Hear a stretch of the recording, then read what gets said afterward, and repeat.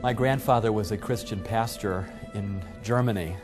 He always said he was born on the wrong side of the ocean at the wrong time of history. He was drafted into the German army along with every able-bodied person right as the Second World War began in 1939, and immediately placed on a frontline unit, Unit 699, that was placed in the heart of Russia and moving through the Ukraine and into Russia in the southern flank. They were heading for the city of Baku, for their goal was to basically capture the oil reserves of the Russian armies and the Russian government.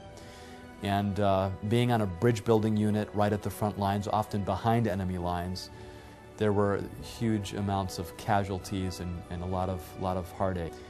One day, his commanding officer towards the end of the war called him into his office, his makeshift office, and asked him a very direct question. He said, "Herr Hasel, do you believe that Germany is going to win this war?" And the question was kind of a catch-22, because if you're a patriotic soldier, you're going to say, of course we're going to win this war. But also being a Bible student and as pastor and having studied prophecy, my grandfather knew that Germany would not win the war, and so he was conflicted and he didn't know exactly what to say, and at that moment he said a silent prayer to heaven. And then he said, "Is this an official or an unofficial question?" And they had kind of an unwritten code within their unit that when they had their hats off, they could speak on an unofficial capacity. And so the commanding officer stopped for a moment and then he said, "Okay, it's unofficial." And he took off his hat and placed it on his desk, and my grandfather did the same, and he pulled out a Bible from his pocket, opened it up to Daniel chapter 2, and began to tell the story of Nebuchadnezzar's dream. And he said, "I don't believe that Hitler is correct. His empire cannot last 1,000 years as he's promising the German people. This war has to fail because of biblical prophecy and how everything has been fulfilled in the past." Nearly 2,500 years ago, King Nebuchadnezzar, the king of Babylon, had a dream. Now, it's been said that this dream revealed the history of earth from that time until today. Now, is this actually true? In order to find out, we need to go back to the book of Daniel. Daniel was taken captive about 605 BC. According to the book, he was taken captive right about the beginning of the reign of King Nebuchadnezzar II, who established the resurgence of Babylon as a very strong power in the ancient Near East. He took a number of princes from the city of Jerusalem captive, one of whom was Daniel. Well, it was not unusual that conquerors, kings who conquered the land, would take from royal families and nobility young people and take them with them to their own country. And it was mainly done for two reasons. One reason is that these young people will be educated in Babylon, and they would accept not only language of Babylonians, but they would accept culture and religion and everything from Babylon.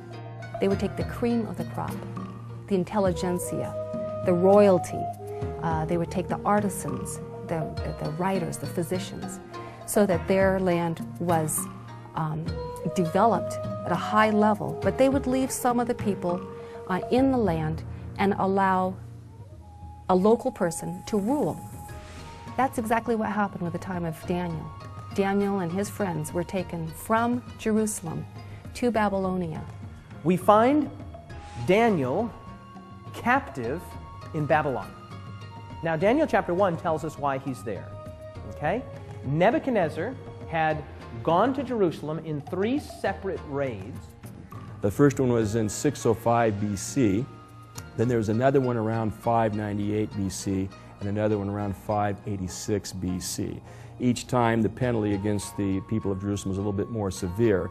It may have been in that initial attack in 605 when Daniel and his friends, princes of the kingdom, were taken into captivity with the idea of training them and making them sympathetic supporters of the Babylonian crown.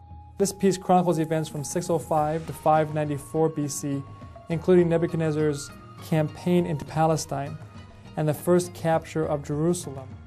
Daniel was probably brought back to Babylon on the first raid by Nebuchadnezzar. He comes to Babylon, and he is enrolled in the schools of the Babylonians. He's given a Babylonian name, he's fed Babylonian food. He is enrolled in their schools in a kind of Babylonian brainwashing to prepare him to assimilate to Babylonian culture and language, and eventually to be a kind of puppet ruler over the Jews for the Babylonian Empire. He risked his life by insisting on remaining pure in the way that he ate, in his diet, and so on, and what he drank, rather than just accepting the hospitality of the king. Now that was extraordinarily dangerous, and if you don't accept the hospitality, that is a serious insult. Now you see, that can be dangerous even if you're equals with somebody, but Daniel was not the equal with Nebuchadnezzar. He was a captive. He was being treated with a massive blessing and compliment from the king, the great king who had conquered all these other kingdoms, and yet he refused his hospitality. This was very dangerous, but God blessed him. He got through that, and he became much wiser than all of the other wise men. One of the most fascinating stories in the Bible is the story of Nebuchadnezzar in Daniel chapter 2. Nebuchadnezzar has dreams, the Bible says. It was his second year of his reign, and he wakes up completely disturbed because he's had this amazing dream, and like something that happens to so many of us, he wakes up and he doesn't remember what he dreamed. He dreamt a dream that terrified the daylights out of him. Now, this has got to be quite a dream to terrify this kind of a king. He knows it's from the gods. He's just conquered all this territory, but it still frightens him. He doesn't know what it means. Obviously, to him, as many other people in the Near East thought, as well as Pharaoh in the book of Genesis, he thought this had something to do with him and his future and his kingdom, but he didn't know what. And what's more, in the morning he had that impression, but he forgot what the details of the dream were, so he couldn't even remember it. It's fascinating. When you look at archaeological evidence, tablets that have been dug up from 6th century Babylon, we find that dreams were a common part of Babylonian existence, particularly among the priestly class, among the elite class. There was a whole school of how to deal with dreams. They had books on how to interpret and define dreams. So that description of the king having a dream and having someone come in to interpret it fits right in with the 6th century context. The greatest attested genre of Babylonian literature that we have is divination literature, omens, like that. In other words, what I'm saying is that if you took all of the Babylonian written materials that we have and you put them all together in a library, the biggest section would be this one. Babylon is steeped in religious meaning, connotations, overtones, undertones, and that's the world that Daniel lived in, and this is the context in which Nebuchadnezzar had this dream. He was filled, his life was filled with symbolism, and so for him to have received a dream that was so symbolic would have really meant something significant to him. He would have realized this is more than just a strange dream. It has meaning. If a dream was not interpreted, it was perceived as dangerous, or it was perceived as a curse. That's why people had to fight for finding the interpretation of the dream. So therefore he called all of his wise men who were supposed to deal with dreams and visions and interpreting them and omens and divination and all that stuff. And they were the ones who knew about the gods and how to get in touch with them. So he calls them all together. For some reason Daniel wasn't there. We don't know exactly why. Maybe they just neglected to call him because he's a young colleague of the rest of them. We don't know. Maybe there was some politicking going on. Maybe some of the others were jealous and didn't want to call him. All right, so Nebuchadnezzar has all of these people, and he says, all right, I've had this dream, and I want you to tell me the interpretation. So they say, oh, that's fine. We're in that business. Tell us the dream. Oh, no, I don't remember the dream. You're going to tell me what the dream is. And he goes so far as to say, I have decided firmly, if you do not tell me what my dream was and interpret it, I will have you cut into pieces and your houses turned into piles of rubble. He is demanding of these wise men that they tell the king the content of the dream. And they get upset. They know they're going to die if they don't do this. And so they're really working hard against this. And you know what they do? They say, as it says there in Daniel 2:44, he says, now wait a minute, king. They're fighting for their lives now. There is no king on earth that would ever ask such a difficult question. The king basically says, I'm not going to be persuaded by your time-saving tactics. Okay? If you tell me what the dream is, then I can have confidence in your interpretation. I don't remember what the dream was, and that's what I need you to do for me. After all, you're the magicians, you're the astrologers, you're the soothsayers. Tell me the dream. They were paid, they were enrolled, they were on the divine payroll for the purpose of knowing what others didn't know. They had access to secret information, and so it was reasonable for the king to ask this. And so the king decides that he's going to have them all killed. All of his top advisors, all of his magicians, astrologers, his sorcerers, his enchanters. And the story or the decree comes to Daniel and his 3 friends. And they began killing the wise men, and they sought Daniel and his companions to kill them. Now, Daniel, as we've already said, had gone through the schooling of the Babylonians. And so he was apparently numbered with the wise men. He was numbered with those that were being killed. As the story unfolds, one of the king's guards arrives at Daniel's house for the purpose of executing him. That must have been awkward, right? Knock, knock, knock. Hello, what can I do for you? Daniel? Yes, I'm here to kill you. He answered and said to Arioch, the king's captain, "Why is the decree from the king so urgent? What's going on here? Why all the haste? Why all of the urgency?" Then Arioch made the decision known to Daniel. He must have said something like, "Well, listen, the king's had a dream. He can't remember the dream, but he knows it's important. He has an anxiety associated with this dream." So Daniel went in and asked the king to give him time that he might tell the king the interpretation. Instead of fearing for their lives, they decide to have a prayer time together. And Daniel asks, and his friends ask, that the Lord would give them not only the interpretation of the dream, but the dream as well. And so the first word of verse 19, then the secret was revealed. What do you mean then? Well, after he prayed, after he asked. So Daniel at this point is rushed into the presence of the king. And then Daniel explains to the king the dream. It's interesting, though, what Daniel says at the beginning. He says to the king, "No wise man, enchanter, magician, or diviner can explain to the king the mystery he has asked about it, but there is a God in heaven who reveals mysteries, and he has shown King Nebuchadnezzar what will happen in days to come." I can just imagine when Daniel came in and the king said, was surprised, "Can you tell me the content of my dream?" And Daniel said, "I cannot tell you the dream because of my wisdom, but there's a God who reveals secrets." And the king was listening because that sounds good, but he hadn't heard the content of the dream yet. Because remember, the king doesn't recall the dream. But you can be sure that if he starts to hear it, you know how that is when you can't quite remember something and someone says, "Oh, is it this, is it this?" "Oh, yeah, that's it." Okay? So he's waiting with bated breath. What will the dream be? And then Daniel said, "O king." Yes, the king said, "That's right, I'm king." "O king, you looked and saw." "Yes, I saw." Now what did I see? I can just see the king leaning forward in his chair. And then Daniel says, "O king, you saw an image." And as soon as Daniel had uttered that one word, image, he had won the day. Verse 31, "You, O king, were watching, and behold, a great image. This great image, whose splendor was excellent, stood before you, and its form was awesome. This image's head was of fine gold, and its chest and arms of silver, its belly and thighs of bronze, its legs of iron, its feet partly of iron and partly of clay. You watched while a stone was cut out without hands, which struck the image on its feet of iron and clay, and broke them in pieces.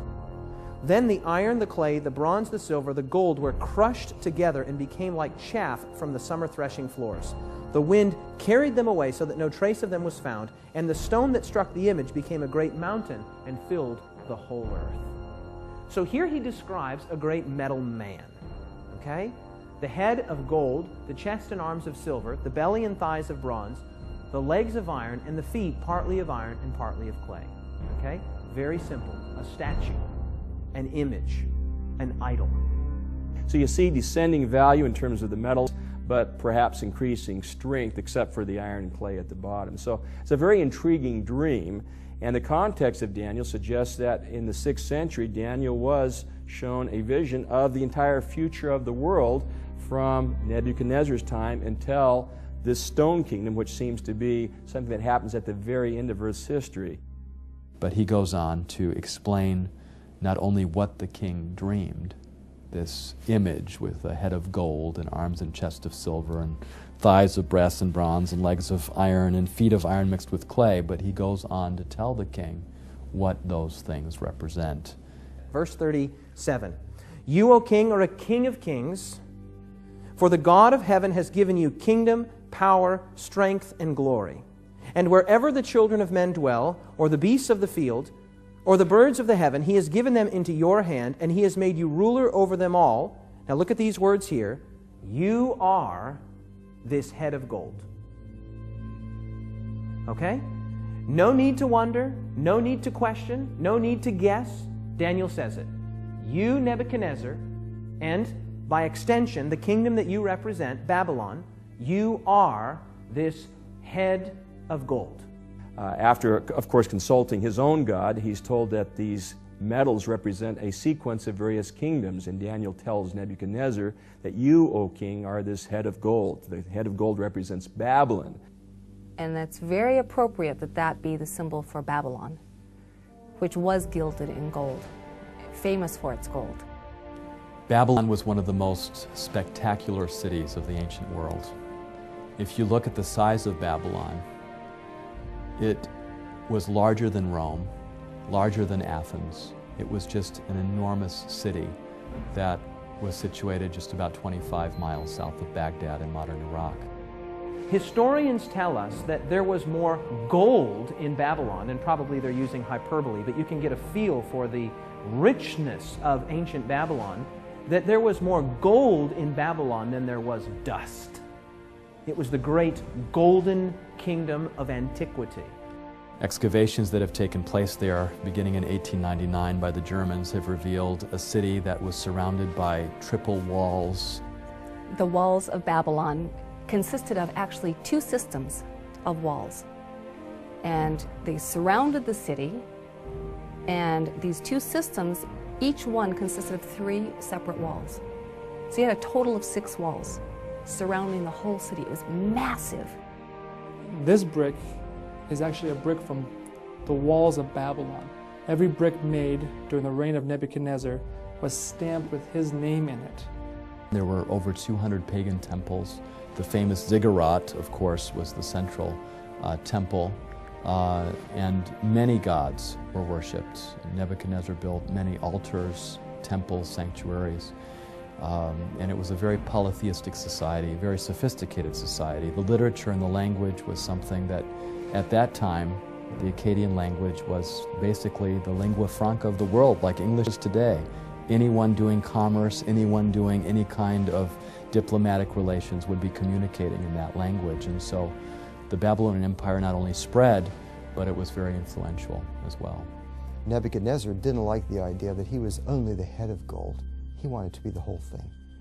And so he set up a great image of gold where the whole thing was of gold in Daniel chapter 3, the very next chapter, and he had a lot of his people bow down and worship. Now, William Shea has pointed out that this was possibly a time of conflict in the empire when there was some possible disloyalty to Nebuchadnezzar going on, so he was having everyone pledge loyalty to him. When you read the document coming from Babylon, we discover that in about 10th year of his reign, a rebellion broke out. And rebellion was so severe at one point in his court that the text says that he had to take his own sword and defend his own life.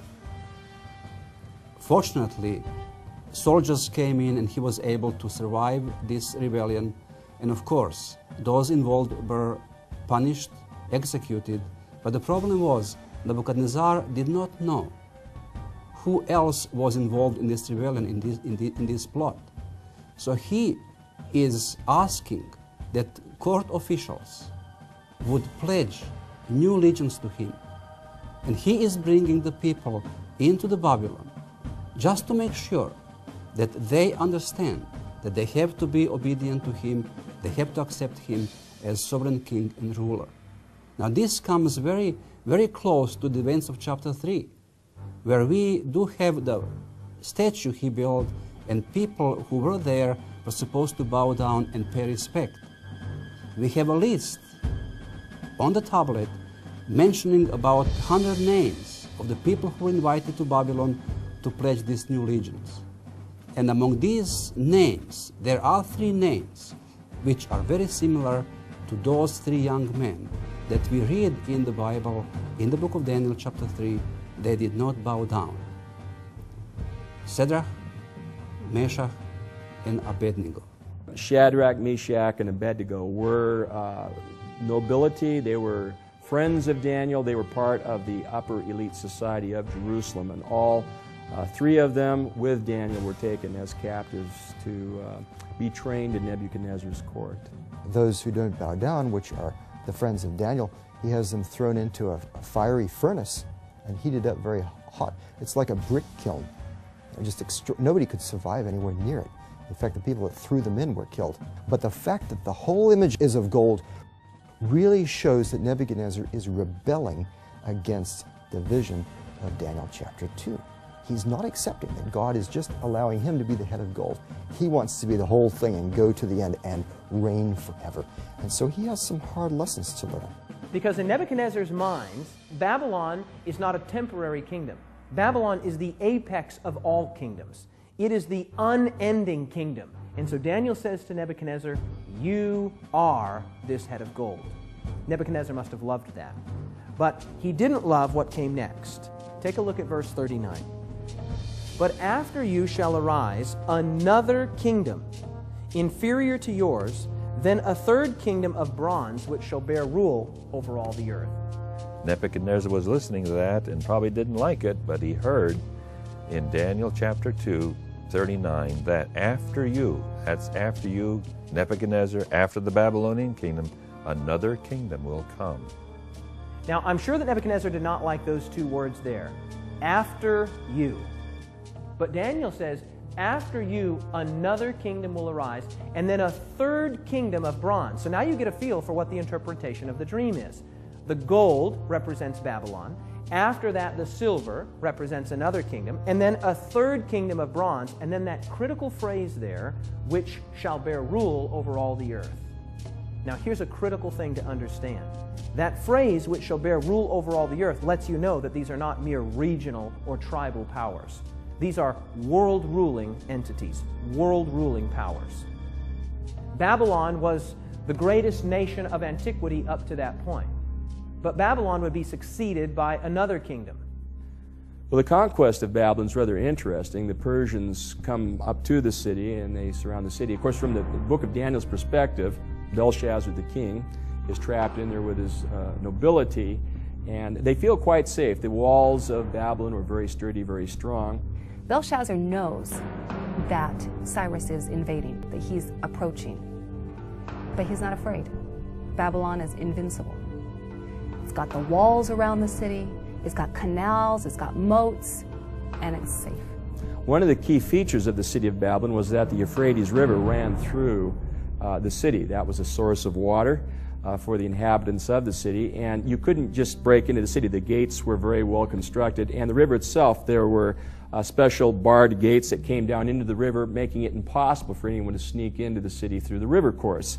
Babylon, in fact, was under the rule of Belshazzar when it fell, on the night that it fell, according to Daniel chapter 5, when the armies of Cyrus under this general came and they got into the walls, and the Greek historian refers to the idea that, in fact, the armies of Cyrus diverted the waters of the river Euphrates. The Persians were able to divert the water by building a canal upstream and diverting the course of the river so that the water level going through the city actually dropped very low, and the Persian soldiers were able to slip underneath the water gate into the city itself, while the guards and other people of Babylon apparently were partying at Belshazzar's last party, and they were able to go in and take over the city that way. Once you break into the city, open up the rest of the gates, and the Persian army can race in and take over. Belshazzar gets reports that cities are falling. So is he celebrating because he feels secure? That's what many say. Is he celebrating to drown out the fact that he knows the empire is about to fall? That's what some say. In any case, he's feasting, and he brings out the beautiful goblets and vessels that were in storage from the Israelites' sanctuary, from Solomon's temple. And they're feasting. And they get very drunk, and then they see this writing on the wall. Belshazzar is terrified of what's going on, of what he sees, and he calls for Daniel, and Daniel interprets this for him. It is a matter of time, a matter of hours before the empire is about to fall. Babylon was the greatest nation of antiquity up to that point. But Babylon would be succeeded by another kingdom, and that kingdom would be succeeded by still another kingdom. Each of these medals representing a kingdom and then a subsequent kingdom. Okay? Babylon conquered by Medo-Persia. The Medo-Persian Empire being represented by the silver, the chest and arms. In fact, the Medo-Persian Empire is called Medo-Persia by name right in the book of Daniel, Daniel chapter 8. Cyrus, king of Persia, with his general Ugbaru-Gobryas, took over in 539. Now, the Persians were a very powerful empire, and they had quite an enlightened rule in a sense. Cyrus could be brutal on various places. So, for example, there were cities that got in his way that wouldn't surrender, and he burned the whole city with men, women, and children. However, those cities that submitted to his rule, he was very nice to, and he in fact let captives go free to their homes, including the Jews, back to Judah, and he returned gods to their temples and did all kinds of things. Now, the Persian Empire went on, and of course, when a king has a big army and lots of power, he wants to expand his empire. That's every king's dream, right? So one of these kings in the 400s, his name was Xerxes. His Persian name, in Old Persian, which is his original native language, is Shayarsha. But that was hard for the Jews to pronounce, so they said Ahasuerus. We know him as Ahasuerus. And the Greeks said Xerxes, which is Xerxes. Okay? He was the husband of Queen Esther. The young girl Esther lived during the Persian period, during the time of Xerxes I.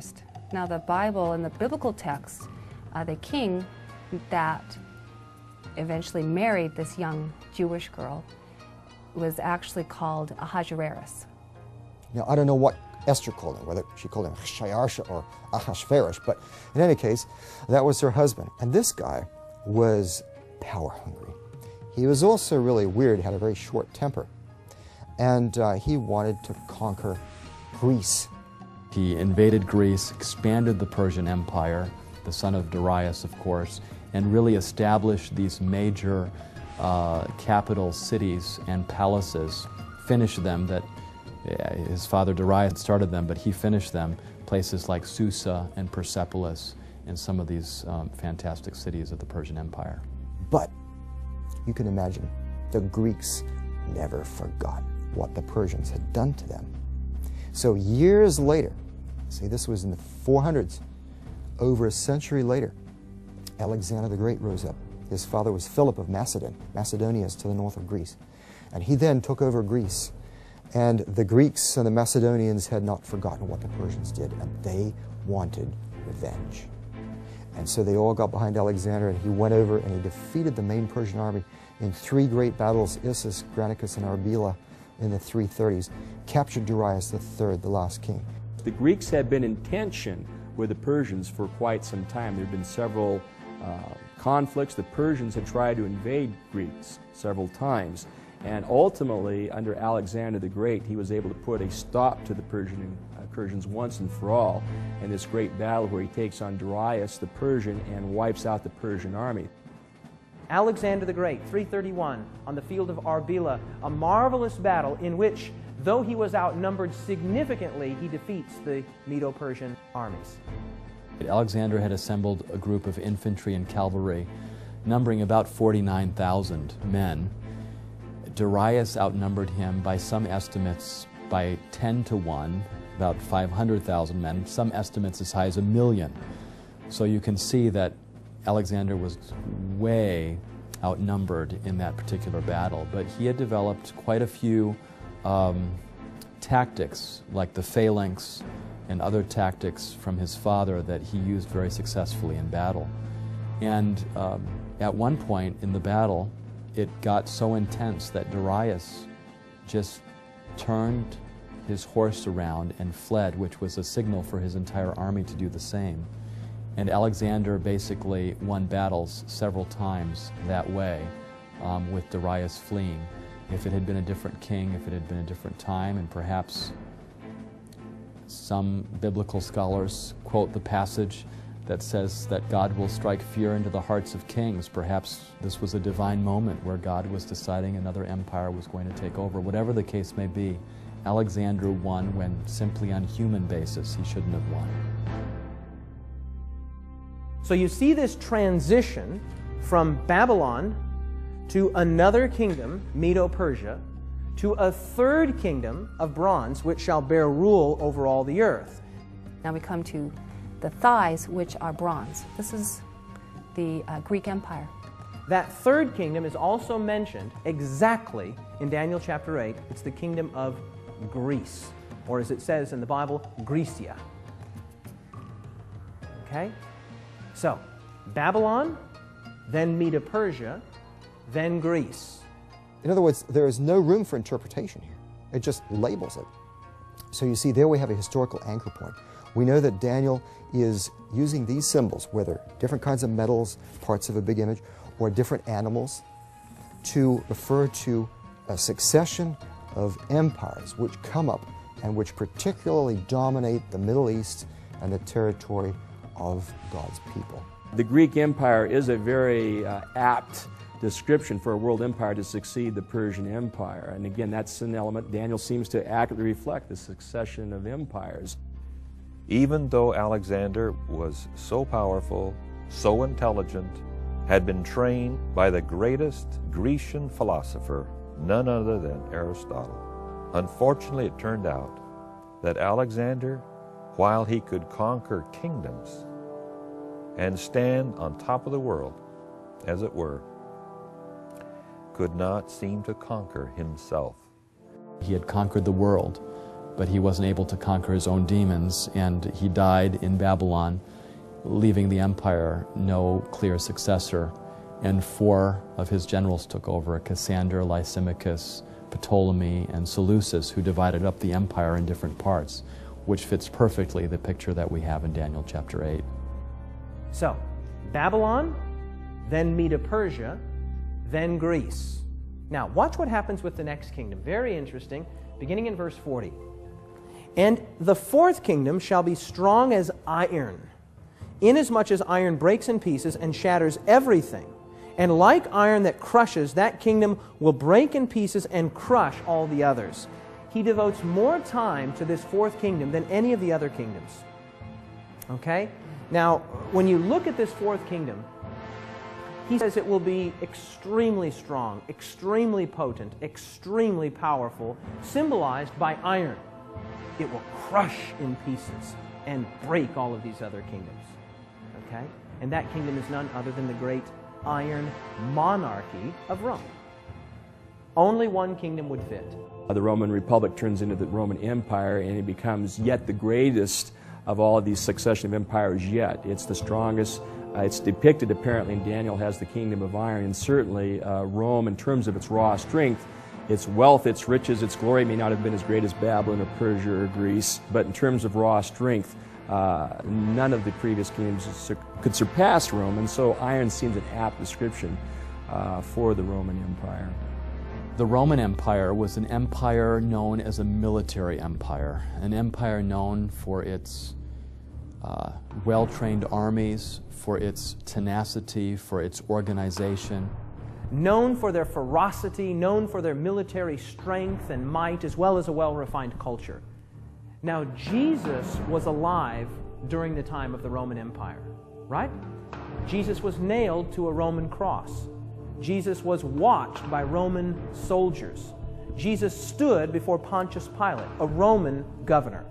And of course, crucifixion and the kinds of methods that crucifixion entailed just shows again the might of the Roman Empire and their characterization in the Bible as an empire of iron. So you have the long legs of iron, right?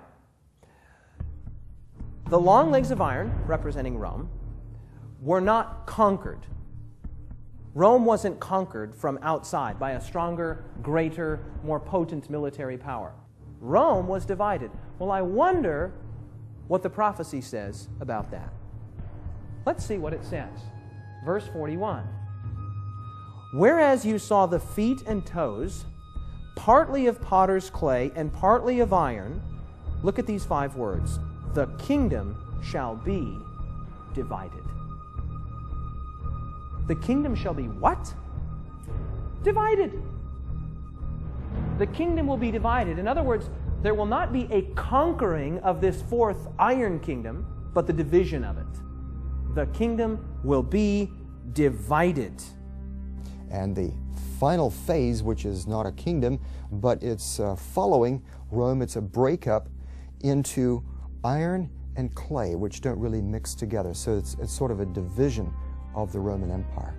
In verse 41 it says, just as you saw that the feet and toes were partly of baked clay and partly of iron, so this will be a divided kingdom, yet it will have some of the strength of iron in it, even as you saw iron mixed with clay. So the iron continues, but it is now divided. And that's precisely what happened in this history of the Roman Empire as it moved from the domination of Rome to the division of Europe. We have a number of tribes, a number of barbaric tribes that come in and begin to cause havoc in the Roman Empire already early on, and then as time goes by, Rome as an empire loses its power. After Rome would come a divided kingdom. It would be part clay and part iron. And they would not cleave together. They would not stick together. They would be in the form of a body part, but they would not be a single kingdom. I mean, some of the great men in history, this has been their passion, to bring about a kind of cohesiveness, a kind of unity in Europe, and yet the Bible says it's not going to happen. There were attempts. The story of Daniel seems to have this competing kingdom at the end of iron and clay. And it's interesting when you look at the history of Europe, you see parts of the disintegrating Holy Roman Empire remain strong. And there's different countries will at times emerge with great strength. The Franks will emerge, Charlemagne, through the Middle Ages. Different kingdoms seem to come to predominance, but none of them quite are able to hang on to power. And this has been sort of the history of Europe all the way from the disintegration of Rome through the Holy Roman Empire through the Middle Ages to the present. I suppose you could suggest Napoleon was one of the more recent examples of trying to unite Europe into one kingdom like had happened in Roman times or Greek times or Persian or Babylonian times. But he doesn't succeed. It fragments. The rest of the iron and clay join up against him and the French Empire falls. The prophecy says, and history confirms, that Rome was not conquered from outside, but divided. It was divided. And then it says something amazing. It says that they would mingle themselves with the seed of men. Now that's kind of an awkward phrase, kind of an unusual phrase, but what it means is very simple. It means that they would try to bring unity to the nations of divided Rome by a kind of artificial nuptial bond. That is to say that they would try to bring about unity through marriage. And this is exactly what the history of Europe reveals. And one of the main ways that they tried to get unified was through intermarriage of their families, as Daniel says. Now we're talking about long after the time of Daniel. This is incredible. In fact, one of the main people who was doing this kind of intermarriage was Maria Theresa in the 1700s, the time of Mozart. She ruled over the Austro-Hungarian Empire. And she had a lot of children, especially daughters. She had a lot of daughters. And she married them to all kinds of other rulers. They didn't have a choice, most of them. One did. Her favorite daughter had a choice. So she gained power by having it all in the family, you see. And that's the way they tried to control Europe. The duke of this country would marry the duchess of that country. The king of this country would marry the queen of that country. The prince of this country would marry the princess of this country, all the while trying to bring about an artificial unity, thinking that family ties and family bonds would bind the nations of divided Rome together in such a way that they would once again be unified. Now, as if that's not amazing enough, the text says that it wouldn't work, that it wouldn't cleave or adhere together. Even though they attempted to have unity through intermarriage, it did not work because the prophecy is sure. These countries will not cleave together, no matter what humans might try. The critic says, too accurate, too precise, must have been written after the division of Rome sometime. Okay? Everybody agrees Daniel is accurate. So the question is, was it written before, with the traditional authorship, 500 to 600 years before the time of Jesus, or was it written sometime after the division of Rome, 500 to 600 years after the time of Jesus? That's the question. From the standpoint of an archaeologist, I would say that we have a lot of new evidence in the last several years that supports the historicity and the accuracy of the book of Daniel. How do we know then that the book of Daniel was in fact written before the events that it describes? Well, one of the pieces of evidence that confirms that is the discovery of the Dead Sea Scrolls in 1947. In those scrolls, which was basically this religious community's library, was found every book from the Old Testament, at least portions of every book from the Old Testament, except the book of Esther. Wait a minute. If portions of every book except the book of Esther were found, what book was found there? Daniel. The Dead Sea Scrolls already have the book of Daniel as a canonical book of Scripture, belonging to the collection of Scripture. And if the book of Daniel was just only produced in the 2nd century, about 165, how would you find so soon after that this book of Daniel included in canonical Scripture? It just doesn't make sense. Now think this through with me. Even secular archaeologists, secular scholars date the Dead Sea Scrolls to 250 to 50 BC. That is to say, somewhere between 250 years before the time of Christ and 50 years before the time of Christ. You tracking with me?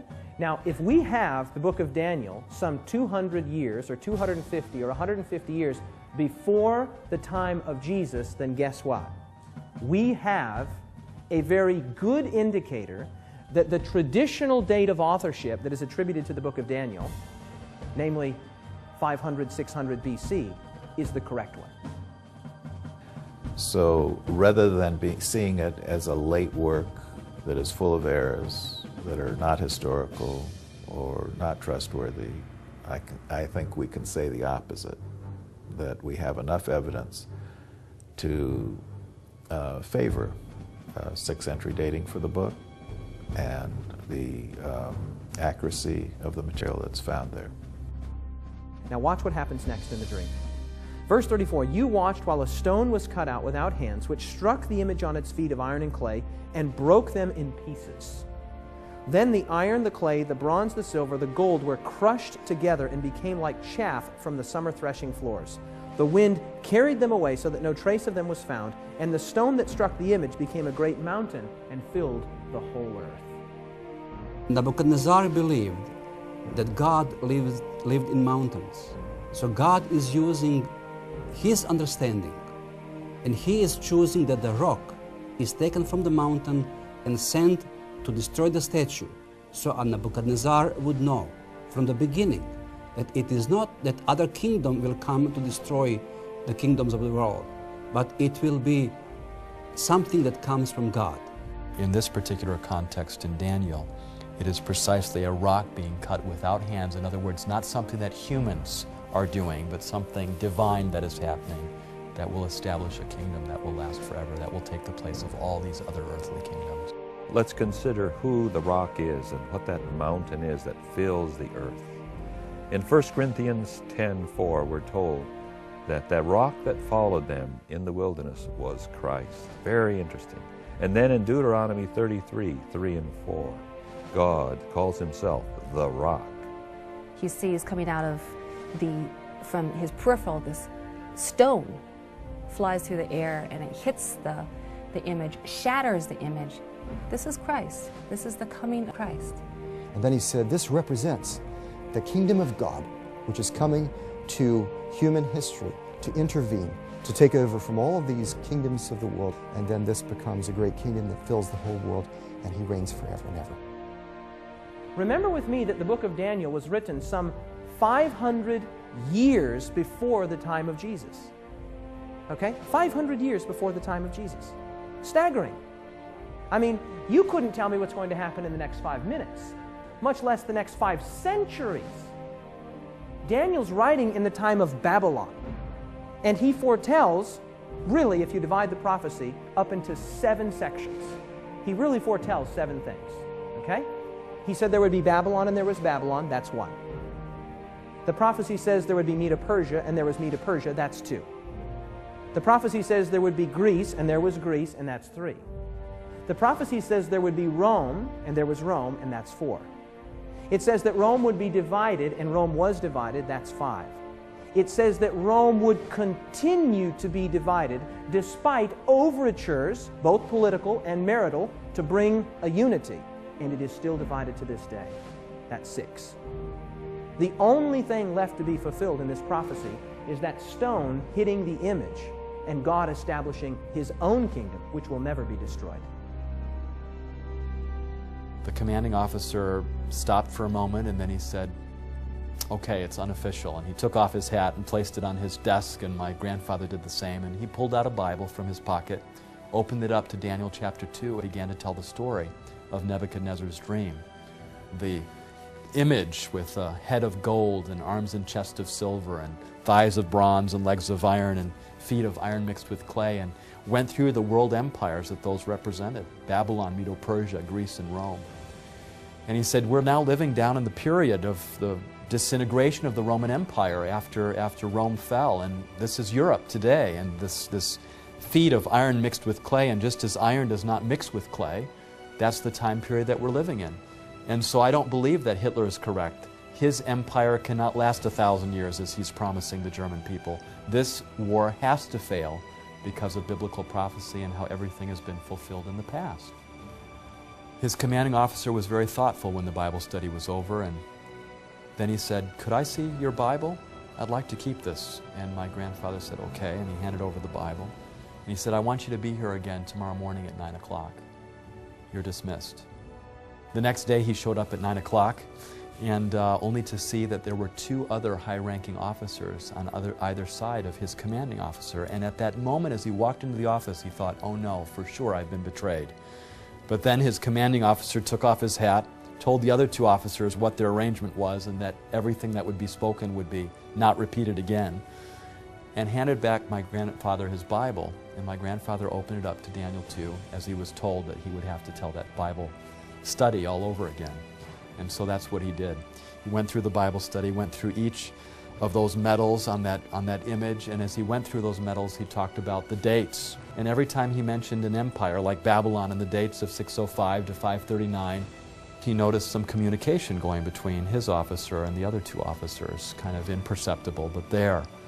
And he continued the Bible study and came to the end and said, we are now living in the time period of the feet of iron mixed with clay, and they do not cleave to one another, and for that reason, we will not have a unified European or world empire that's going to last 1,000 years. Hitler's Third Reich cannot last 1,000 years. And as he delivered that message, there was silence in the room. He was dismissed again, and as he was leaving, the commanding officer said, oh, by the way, I should introduce you to the other 2 gentlemen here. And he said, this is a captain, and prior to his time here in the German army and his drafting into the German army, he was a professor of history. And Then he was introduced to the other gentleman too, who had been a professor of history as well in his civilian days just before the war. He says, both of these men have corroborated all the dates that you provided in the sequence and the history that you've provided here. Thank you very much. Several months later, in May of 1945, the war ended. And as they were now faced with the whole issue of retreating and going back to Germany, what had taken them months and years to accomplish, the big question was how were they going to make it? But unknown to my grandfather and to the rest of the unit, this commanding officer, having been convinced several months earlier, had rationed every ounce of gasoline, every bit of food possible, because he knew that this war would end soon, based on that Bible study, and that they would have to retreat. You know, as he told me that story later, he said, and there's been a book published now on this story called 1,000 Shall Fall, of the original 1,200 men that were in his unit, only 7 survived, which was remarkable when you think about it, because my grandfather was had a strong conviction not to bear arms, and he carried a wooden pistol with him that he had carved while he was in France at the first part of the war, that he carried with him for the rest of the war, and nobody ever knew that, but he wasn't armed the entire time. And my grandfather often said afterwards that he believed that God had really been with him, that he had been protected, and that it was for moments like those when he was able to bear testimony of God's Word and biblical prophecy that had made all the difference for him and for his family and for his life. Before I was exposed to prophecy, Daniel 2, as well as Daniel 7, and other prophecies in Daniel, I was completely disinterested in religion, had no interest. I had no awareness of religion. And so seeing that prophecy played an enormous and determinative role in my personal conversion to Christ and in my present confidence in the Bible.